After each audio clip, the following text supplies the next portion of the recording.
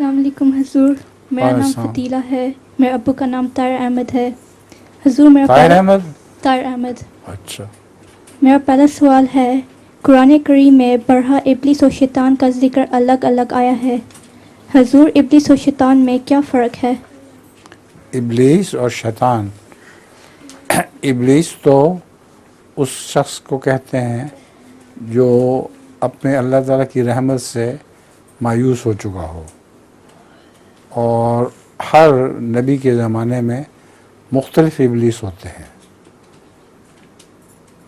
اور شیطان تو ایک ایسی چیز ہے جو ہر انسان کی رگوں میں دوڑتا پھرتا ہے، تمہاری رگوں میں بھی ہے، میری رگوں میں بھی ہے، ہر جگہ شیطان موجود ہے، اور وہ برائی کا حکم دیتا ہے۔ اب جب بھی تم کوئی کام کرنا چاہو تو فیصلہ کرتے وقت دو خیالات آتے ہیں، ایک اچھا ایک برا۔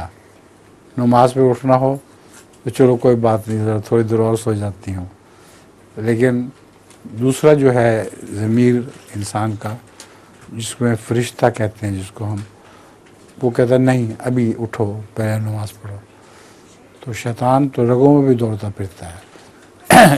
جب حضرت صلی اللہ علیہ وسلم نے یہ بات صحابہ کے سامنے بیان فرمائی تو صحابہ میں سے کسی نے پوچھا کہ یا رسول اللہ آپ کی رگوں میں بھی شیطان؟